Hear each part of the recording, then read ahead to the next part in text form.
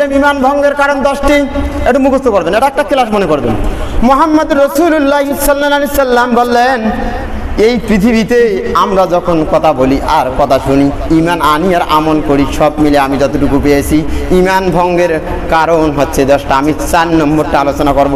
মুহাম্মদুর রাসূলুল্লাহ সাল্লাল্লাহু আলাইহি সাল্লামের আদর্শটাকে কেউ যদি মেনে না নেয়, তার ঈমান 1 নম্বর ভঙ্গ হয়ে যায়। বুঝেছেন কি? মানে স্পষ্ট করে বলছি, প্রথম 3টা আলোচনা করবো, আর দীর্ঘায়িত তো অনেক লম্বা আলোচনা, তারপরে শেষ করতে পারবো না। মুহাম্মদ রাসূলুল্লাহ সাল্লাল্লাহু আলাইহি সাল্লাম বলেন, প্রথম যেটা কাজ, কেউ যদি শিরক করে তার ঈমান ভঙ্গ হয়ে যায়। এই আলোকে 4র্থ নম্বর যেটা কথা, রাসূলুল্লাহ সাল্লাল্লাহু আলাইহি সাল্লাম বলেন, কেউ যদি রাসূলুল্লাহ সাল্লাল্লাহু আলাইহি সাল্লাম আদর্শের বিরোধিতা করে, তাহলে তার ঈমান আর থাকে না, তার ঈমান থাকে না, বেঈমান হয়ে যায়। নামাজও কাজে লাগবে না, হজও কাজে লাগবে না, যত ইবাদত করবেন ইবাদত বৃথা চলে যাবে, যদি প্রথম ঈমান আমার ঠিক না হয়। এজন্য সত্য হচ্ছে ঈমান ঠিক করতে হবে। এই ঈমানটা যদি আমরা ঠিক করতে পারি, ঈমান যদি আমার ভঙ্গ হয়ে না যায়, আমি আজকে যে আলোচনাটুকু করব, আলোচনার মাঝে যদি কারো কোনো মনে কষ্ট লেগে থাকে, কারো বিরুদ্ধে চলে যাবে, এমন কিছু আলোচনা আছে যে আলোচনার মাঝে আমার জীবনের সাথে সংঘর্ষ হচ্ছে, বিদায় মন খারাপ করব না, করবেন নাকি? যদিও আমার বিপক্ষে চলে যাক, তারপরে কোরআনটা মেনে নেব, হাদিসটা মেনে নেব, যেই বিরোধিতা আমার হোক না কেন, আমি মনে প্রাণে কোরআনুল কারিমটাকে বিশ্বাস করব।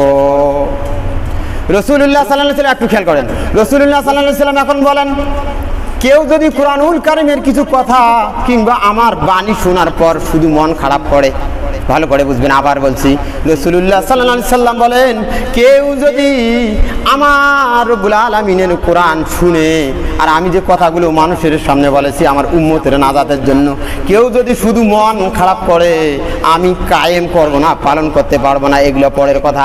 রাসূল বলেছেন, কেউ যদি শুধু মন খারাপ করে, তার দুনিয়ার সব আমল বরবাদ হয়ে যায়। বুঝতে পেরেছেন কি? সেই আলোকেই আলোচনা হবে। এখন মূল আয়াতের দিকে যাচ্ছি, একটু আমি শানে নাযিল বলবো না, শুধু একটু তাফহিম করবো, তার মানে বুঝাই দিব।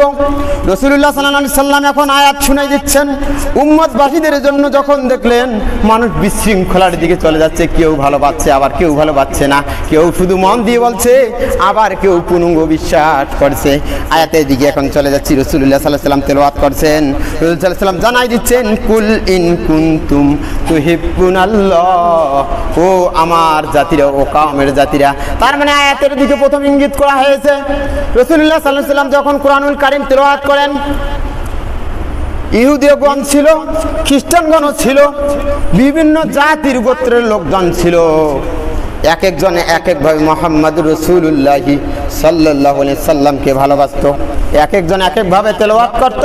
রাসূলুল্লাহ সাল্লাল্লাহু আলাইহি সাল্লাম যেটা আমাদের জানিয়ে দিয়েছেন, বিভিন্ন গোত্রের লোকজন শুধু মৌখিক বললে হবে না। আল্লাহ তাআলা যখন বললেন মুহাম্মদুর রাসূলুল্লাহ সাল্লাল্লাহু আলাইহি সাল্লাম যখন সমাজ পরিবর্তন করতে পারছেন না, একে একে যখন সমাজ আর কোনো ক্রমেই পরিবর্তন হচ্ছে না, আল্লাহ তাআলা উপর দিক থেকে বললেন, ও জিবরাইল, আর সময় নাই, পৃথিবীতে কোনো মানুষ যদি নিজের কথা দিয়ে মানুষগুলোকে পরিবর্তন করতে চায়, এটা কিয়ামত হয়ে যাবে, মানুষ পরিবর্তন হবে না। কি করতে হবে এখন? আল্লাহর নবী মুহাম্মদ রাসূলুল্লাহ সাল্লাল্লাহু আলাইহি সাল্লাম আল্লাহ তাআলার কাছে চাচ্ছেন, আল্লাহ, সমাজ পরিবর্তন হচ্ছে না, মানুষকে শিক্ষা দেওয়া হচ্ছে, সত্যের দিকে আহ্বান করা হচ্ছে, সৎ কাজের দিকে আদেশ করা হচ্ছে, অন্যায়ের দিকে বাধা দেওয়া হচ্ছে, তারপরে মানুষ কেন পরিবর্তন হচ্ছে না? আল্লাহ তাআলা বললেন, নবী, যতক্ষণ পর্যন্ত তুমি ইকরা বিসমি রাব্বিকাল্লাযী খলাক পড়বে না, ততক্ষণ মানুষ পরিবর্তন হবে না। যতক্ষণ পর্যন্ত বলবেন আলহামদুলিল্লাহি রাব্বিল আলামিন, যতক্ষণ বলবে না প্রশংসা সেই মহান মালিকের, ততক্ষণ পর্যন্ত সমাজ পরিবর্তন হবে না। ক্লিয়ার কি? মানে প্রথম কথা হচ্ছে, ঈমান ভঙ্গের কারণ হচ্ছে মুহাম্মদ রাসূলুল্লাহ সাল্লাল্লাহু আলাইহি সাল্লামের আদর্শকে বাদ দেওয়া যাবে না, তাহলে ঈমান ভেঙে যাবে। তাহলে আল্লাহ তাআলা বললেন, যতক্ষণ বলবেন আলহামদুলিল্লাহি রাব্বিল আলামিন, প্রশংসা সেই মহান মালিকের যদি না হয়, তাহলে আমাদের কিন্তু ঈমান ঠিক থাকবে না। প্রশংসা যদি করি আমি আমার আল্লাহ, তাহলে গোটা সমাজ পরিবর্তন হয়ে যাবে।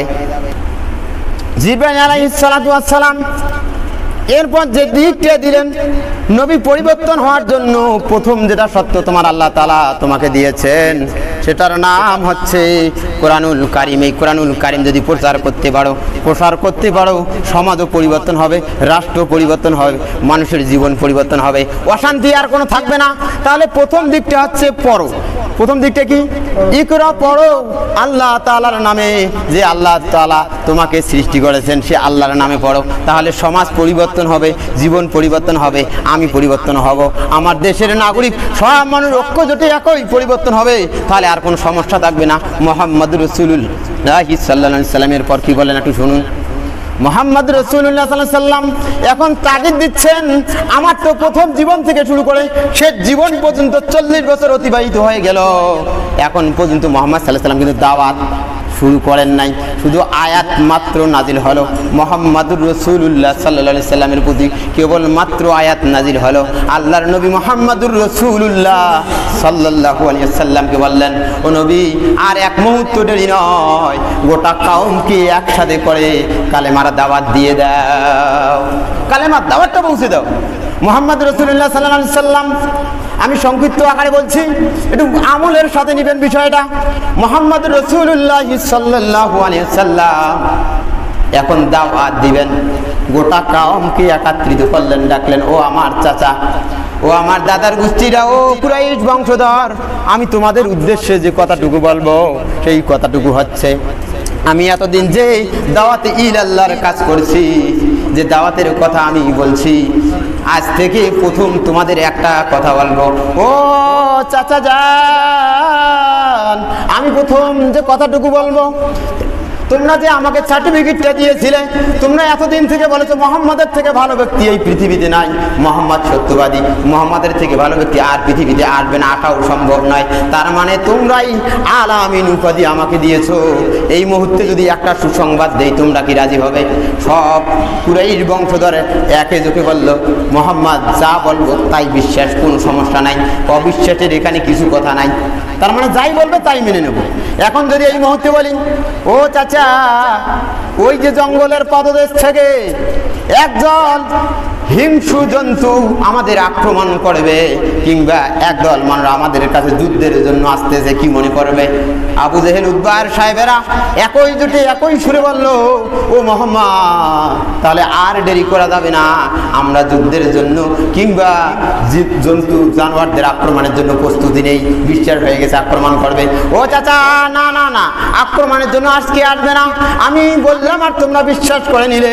আর এই মুহূর্তে যদি আমি বলি, ও চাচা, আমার আল্লাহ তাআলা আমাকে বলেছেন, লা ইলাহা ইল্লাল্লাহু মুহাম্মাদুর রাসূলুল্লাহ, যখনই বলেছে লা ইলাহা ইল্লাল্লাহ, এক আল্লাহ আছে, তখনই আবু জেহেল মন খারাপ করে বলেছে, কয় কি এতদিন ছিল মুহাম্মদ ভালো, এতদিন মুহাম্মাদের সাথে কোনো শত্রুতা ছিল না, যখন এই বলল লা ইলাহা ইল্লাল্লাহ তখন এই মুহাম্মদ খারাপ। চতুর্দিক থেকে প্রচার শুরু হলো, মুহাম্মদ ভণ্ড, মুহাম্মদ খারাপ, মুহাম্মাদের মতন পৃথিবীতে নিকৃষ্ট মানুষ নাই। এতদিন আমাদের সাথে খেল তামাশা করেছিল, আজকে মুহাম্মদ যদি কালেমা পড়ে, আজকে যদি মিথ্যাবাদী হয়, মুহাম্মদ যদি আজকে কালেমার দাওয়াত দিয়ে অস্বীকৃতি জ্ঞাপন করতে পারে, তাহলে আজকের যুগেও দেখা যাবে কোরআন বললে যাদের মন খারাপ হবে, সেই দিন আবু জাহেলের সিদ্ধান্ত আর আপনার সিদ্ধান্ত এক হয়ে যাবে। খেয়াল রাখতে হবে এই বিষয়টা। তাহলে ঈমান ভঙ্গের কারণটা আমাকে জানতে হবে। মুহাম্মদ রাসূলুল্লাহ সাল্লাল্লাহু আলাইহি ওয়াসাল্লাম তারপরে বললেন, চাচা, গোটা পৃথিবী যদি আমার বিরুদ্ধে চলে যায়, আমার কিন্তু কোরআন বলা বন্ধ হবে না। ভয় কার? জোরে বলেন, এটা আওয়াজ দিতে হবে। ভয় কার? গোটা পৃথিবী আমার চলে যাক, গোটা সমাজ আমার বিপক্ষে চলে যাক, তারপরেও জীবন চলে যাক, কোরআন আমরা ছাড়তে রাজি না। রাজি আছেন তো? আছেন তো ইনশাআল্লাহ?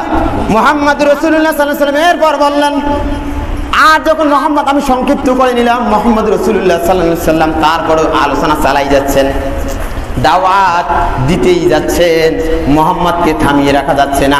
যত দিন যায় তত লোক বাড়ে। মুহাম্মদ রাসূলুল্লাহ সাল্লাল্লাহু আলাইহি ওয়াসাল্লাম যখন একের পর এক দাওয়াত দিচ্ছেন, দাওয়াত আর থামিয়ে রাখা যাচ্ছে না। এইদিকে আবু জাহেলরা বলল, মুহাম্মদ পাগল হয়েছে, মুহাম্মদ পাগল হয়েছে। কিছু কিছু মানুষেরা আল্লাহ উপর থেকে বলে, মুহাম্মদ খাপিয়ে দেওয়ার কোনো কারণ নাই, কারণ এটার দায়িত্ব যে কোরআন আমি নাজিল করেছি, ইন্না নাহনু নাযালনা যিকরা ওয়া ইন্না লাহু লাহাফিজ। মুহাম্মদ চিন্তার কোনো কারণ নাই, এটার দায়িত্ব আমি রব্বুল আলামিন দিয়েছি। যেহেতু আমি নাজিল করেছি, আমি যেহেতু পৃথিবীতে কোরআন পাঠিয়েছি, ও মুহাম্মদ তোমার কোনো এতটুকু চিন্তা নাই, এটার দায়িত্ব কার? তুমি চালিয়ে যাও, যতই পাগল বলুক লোক, আরো তোমার কাছে আসবেই, কেউ বাধা দিতে পারবে না। একদল আছে, আবু জেহেল বলছে পাগলের কাছে যাও না। কিছু দল বলছে যদি আমরা এতদিন আলোচনা শুনেছি, কথা শুনেছি, আমরা তো শুনি নাই, পাগলের দিকে মানুষ যায়, পাগলের দিকে মানুষ গেলে বাধা দেয় কেন? ও আবার কেমন পাগল একটু দেখে তারপর বাড়ি যাব। যখন এই পাগলের কাছে যায়, মুহাম্মদের কাছে যায়, একটু কথা শুনে মন এমন শান্তি হয়ে যায়, আলোচনা বলে যায় এই মুহাম্মদের থেকে উত্তম ব্যক্তি আর পৃথিবীতে আসা সম্ভব নয়। ও নবী আর দেরি নয়, আমাদের কালিমা পড়াই দিন, লা ইলাহা ইল্লাল্লাহু মুহাম্মাদুর রাসূলুল্লাহ। তারপরও থামা যাচ্ছে না। এখন সকলেই মিলে সংসদ ভবনে আইন পাশ করলো, মুহাম্মদ যা চাবে আমরা তাই দিব। মুহাম্মদকে তো থামানো যাবে না। থামানোর উপায় কি? আবু জেহেল বলল থামানোর উপায় কি? উতবা বলল থামানোর উপায় কি? থামাতেই তো হবে, না হলে আমাদের বাপ দাদার ধর্ম শেষ হয়ে যাচ্ছে, আমাদের বাপ দাদার ধর্মের দিকে আর মানুষ আসতেছে না, ঘৃণা জন্ম হচ্ছে। এমন সময় মুহাম্মদ রাসূলুল্লাহ সাল্লাল্লাহু আলাইহি ওয়াসাল্লামকে পরামর্শ দিল, দেখো ও মুহাম্মদ, আমরা সংসদে আইন পাস করে নিয়েছি, আজকে যদি তুমি বলো এই রাষ্ট্রের অর্ধেক মালিকানা তোমাকে দিয়ে দিব, রাষ্ট্রের প্রেসিডেন্ট হচ্ছাও তোমাকে বানিয়ে দেওয়া হবে, সুন্দর নারী চাও তোমাকে দেওয়া হবে ও মুহাম্মদ, যদি তুমি টাকা চাও টাকা দেওয়া হবে, মুহাম্মদ তুমি যা চাও তাই দেওয়া হবে ও মুহাম্মদ। তারপরেও কোরআন বলা বন্ধ করে দাও, কোরআন বলা যাবে না। তুমি কি চাও? কিসের জন্য এত দৌড়াদৌড়ি, এত লাফালাফি, এত পাগলামি কিসের জন্য করো? মুহাম্মদ বলছেন, ও চাচা, আমি কিচ্ছু চাই না, আমার আল্লাহ কোরআন দিয়েছে এটা প্রচার করার জন্য, আমি এক বিন্দু পরিমাণ পিছপা হব না। যাই বলো, আমি কোরআন বলা চলবেই চলবে, বন্ধ করার ক্ষমতা কারো নাই, কারণ আমার আল্লাহ এটার দায়িত্ব নিয়েছে, আমাকে বলতেই বলা হয়েছে। আবার একটা পরামর্শ হলো, মুহাম্মদকে থামিয়ে রাখা যাচ্ছে না। ও মুহাম্মদ, আজকে তোমাকে একটা পরামর্শ দেই, মানবা? বলো, যদি মানার মতো হয় মানবো না কেন?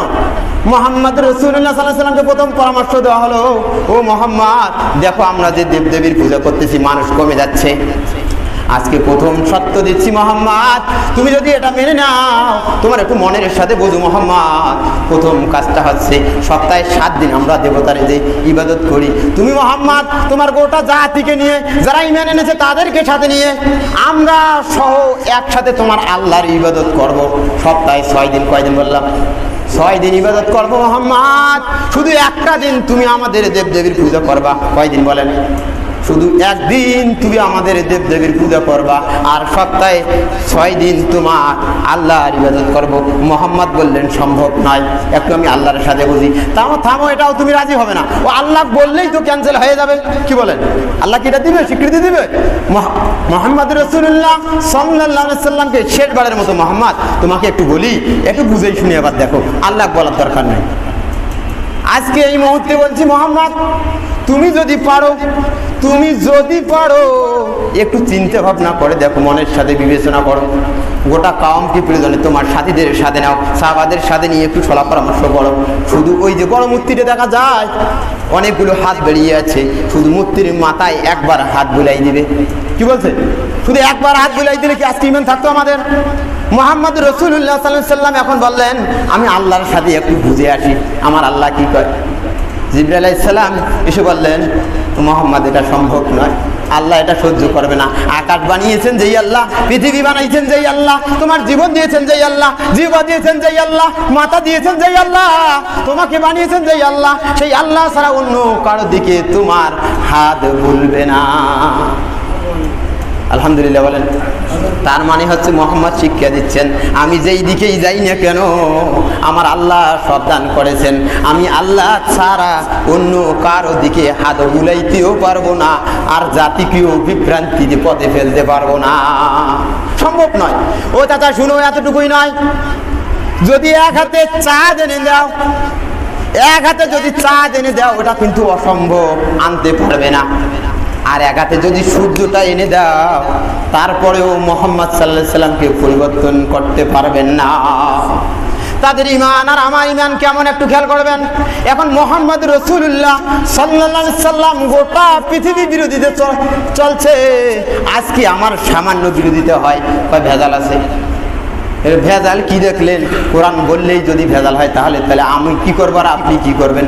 ঈমান কিভাবে থাকে বলেন?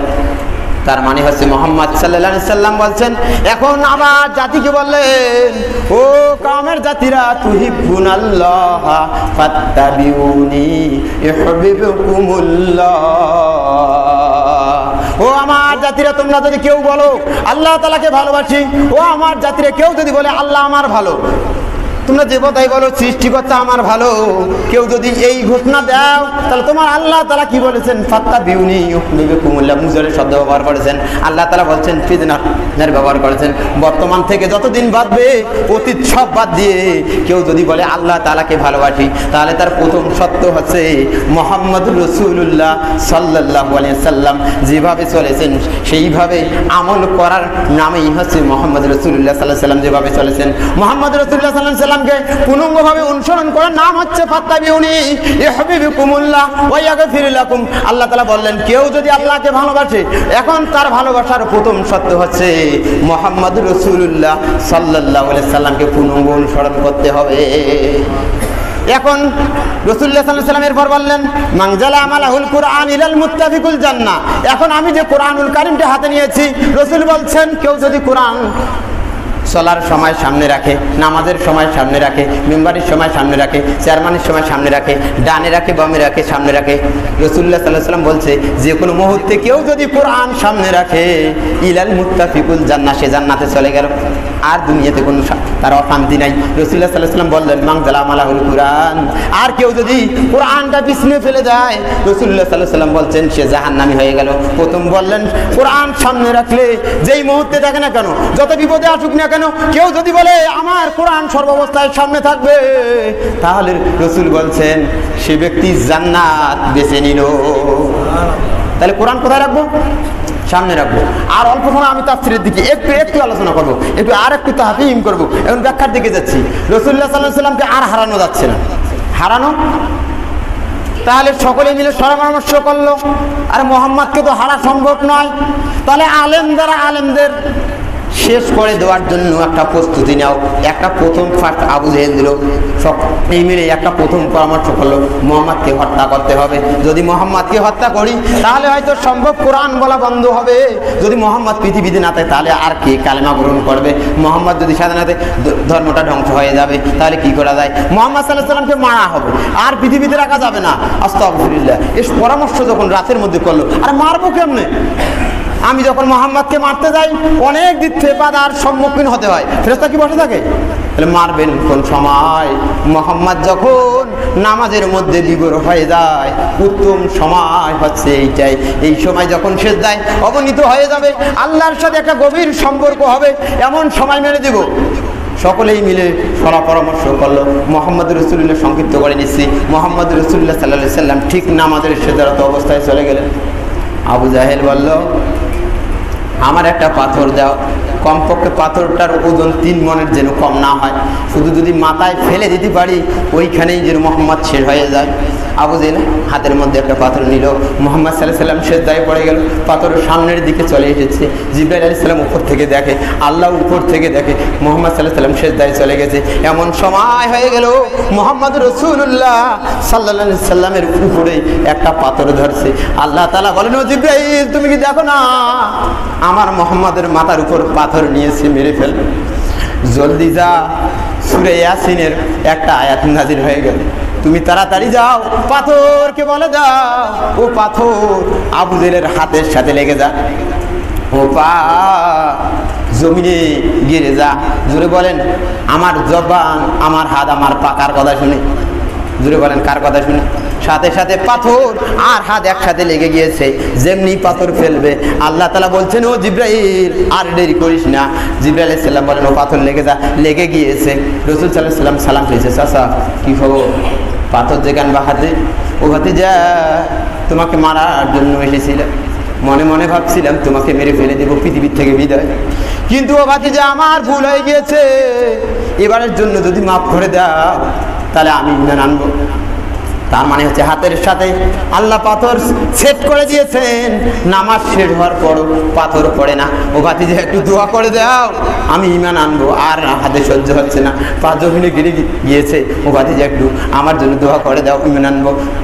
রাসূলুল্লাহ সাল্লাল্লাহু আলাইহি ওয়াসাল্লাম মায়ার নবী, একবারের জন্য যা মাফ করে দিলাম বলতে দেরি হয়েছে, হাত থেকে পাথর বলতে দেরি হয় নাই। সুবহানাল্লাহ বলেন। এখন বলছি, ভাতিজা তুমি কি সেই মোহাম্মদ, তুমি কি সেই জাদুকর? কোন জাদু করলে তুমি নামাজে আমার পাথর আমার হাতে লাগে? তুমি তো পৃথিবীর সব থেকে বড় জাদুকর। প্রথমে বললে ঈমান আনবো, একটু মাপ যোগ করে কথা বলবেন। তার মানে আমি যেটা বলবো আর কিছুক্ষণ পর পরিবর্তন করব, ঈমান ভেঙে যাবে, রাসূলের আদর্শের সাথে আদর্শ মিলবে না, মসজিদ থেকে বের হব।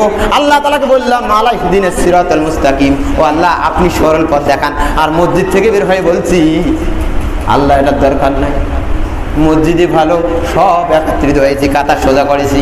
আল্লাহ তাআলা বারবার তাকে দিয়েছে, পরে আলোচনায় আসতেছে এই কথাগুলো। রাসূলুল্লাহ সাল্লাল্লাহু আলাইহি ওয়াসাল্লাম এটা শেষ করি। রাসূলুল্লাহ সাল্লাল্লাহু আলাইহি ওয়াসাল্লাম আবার সেজদায় পড়ে গেলেন। আবু জেলকে মাফ করে দেওয়া হলো। আবু জেল বলছে থাকো তাইলে, তোমার মতন জাদুকর আর আমি পৃথিবীতে দেখিনি, আসবে না। মুহাম্মদ সাল্লাল্লাহু আলাইহি ওয়াসাল্লাম আবার সেজদায় গেলেন। আবু জেল আবার পাথর হাতে নিলেন, আবার মারবে। জিবরাইল আবার ওই কেস করলেন, হাতের সাথে লেগে যা। আবার পাথর মারার সাথে সাথে হাতে লেগে গিয়েছে। মুহাম্মদ সাল্লাল্লাহু আলাইহি ওয়াসাল্লাম আবার সালাম ফিরিয়ে, চাচা কি খবর? এলাজে মাপ চেয়ে গেলেন। এলাজে পাগল বলেন আবার মারার চাও, কারণ কি? হ্যাঁ ভুল হয়ে গিয়েছে, আর সহ্য করতে পারছি না, দুইবার ভুল করলাম, এবারের মতো মাফ করো। হাতের খুব ব্যথা উঠেছে, এই পাথর পড়লেই আমি কালেমা পড়ে মুসলমান হয়ে যাব। এই আর একবার দোয়া করো। যখন এই পাথর বলছে আবার পায়, ওই শালা জাদুঘর, ওই শালা পাগল, ভেজাল, ধর্ম শেষ করে দিচ্ছে। আবার পূর্বের নয় কথা বলছে। রাসূলুল্লাহ সাল্লাল্লাহু আলাইহি ওয়াসাল্লাম আবার গেলেন, এবার শেষ বেলায়, একটু ভালো করে শুনবেন। রাসূলুল্লাহ সাল্লাল্লাহু আলাইহি ওয়াসাল্লাম আবার পাথর হাতে নিলেন। জিবরাইলের আদেশ ক্রমে, আল্লাহ তাআলার আদেশ ক্রমে আবার হাতের সাথে পাথর লেগে গেল। পাথরটা লেগে গিয়ে মাথায় ফেলে দিবে, আবার জিবরাইল আলাইহিস সালাম এসে গেল। এবার যদি পাথর কোনো ক্রমে পড়ে যায়, আমার নবী বাঁচবে না, পৃথিবীর থেকে বিদায় নিয়ে চলে যাবে। আবার হাতের সাথে হাত লাগলো। এবার রাসূল সাল্লাল্লাহু আলাইহি ওয়াসাল্লাম আবার সালাম ফিরালেন, আবার বলেন চাচা কি খবর? আবার যে পাথর হাতে নিলে, ভাতিজা একটু দোয়া করে দাও।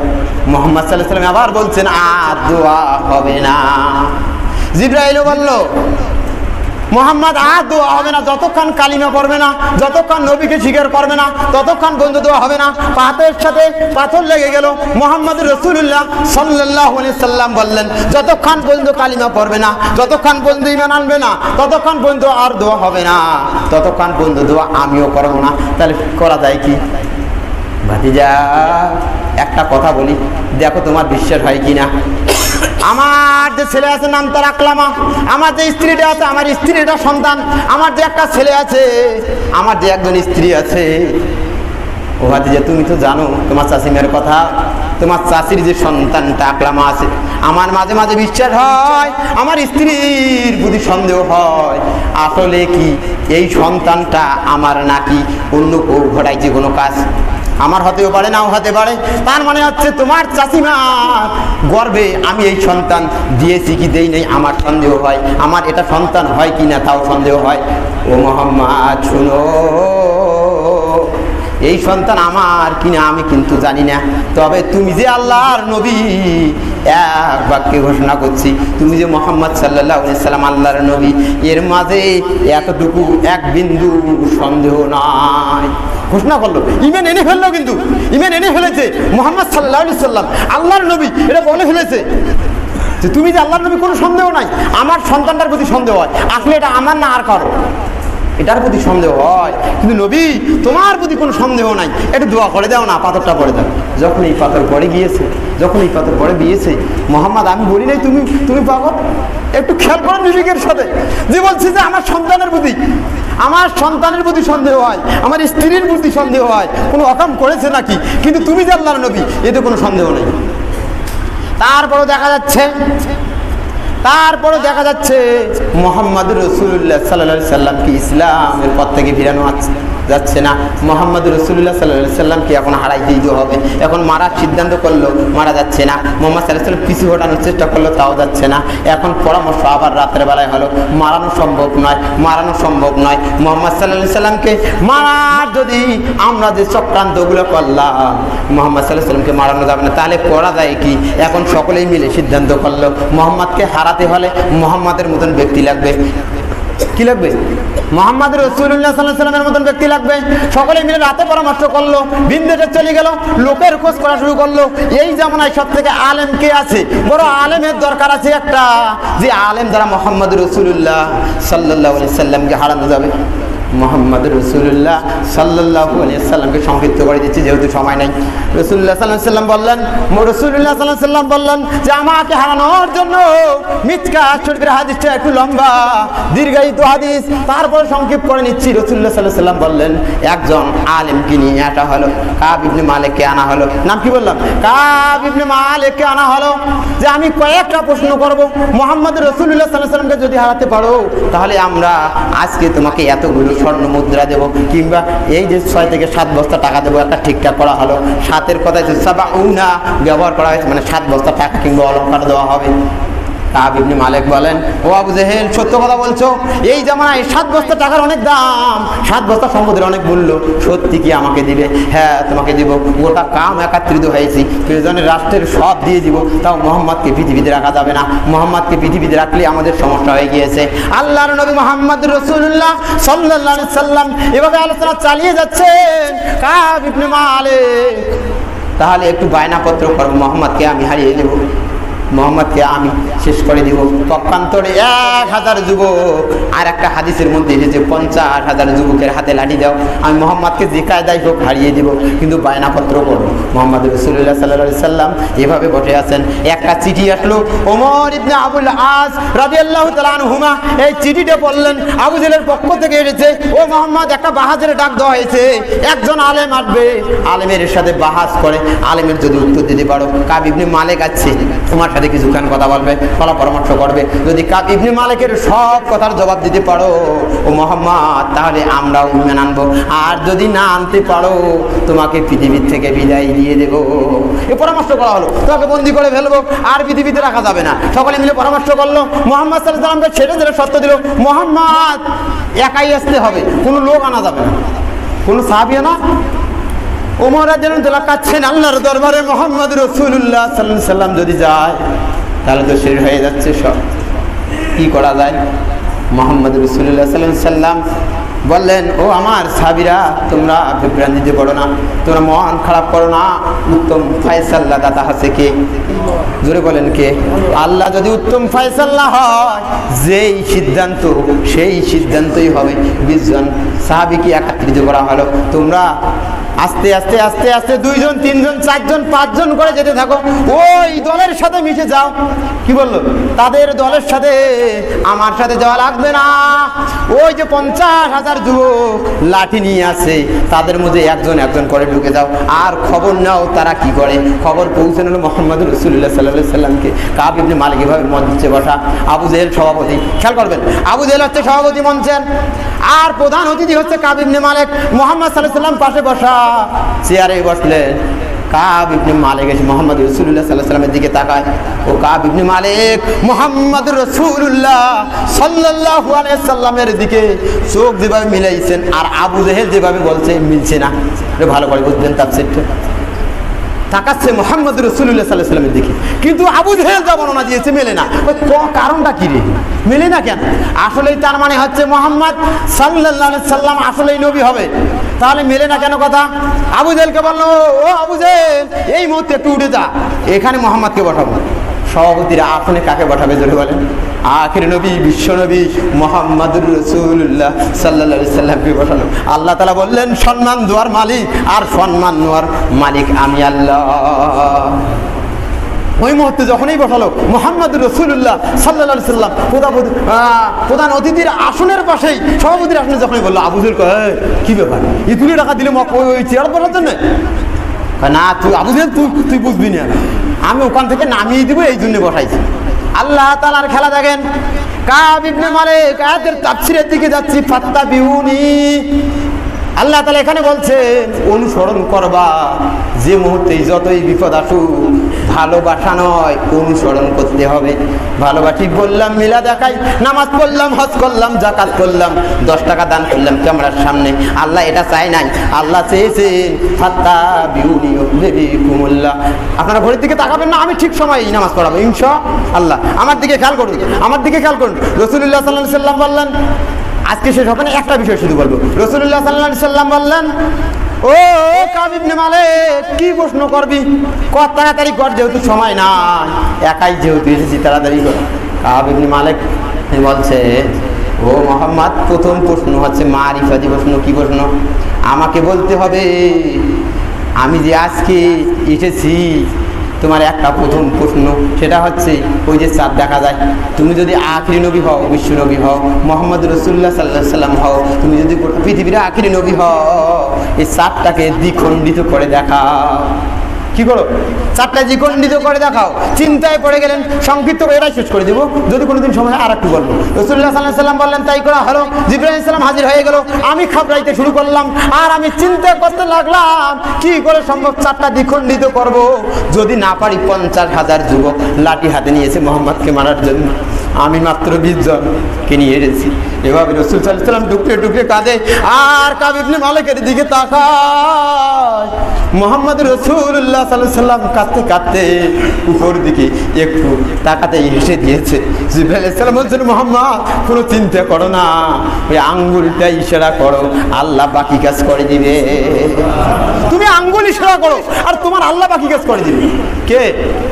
আল্লাহ। শুধু চাই এভাবে করেছে। গোটা মানে চাঁদের যে 15 তারিখ চাঁদ যেমন গোটা পৃথিবীতে আলো দেয়, এমন একটা সময় ফুট করে অন্ধকার হয়ে গিয়েছে।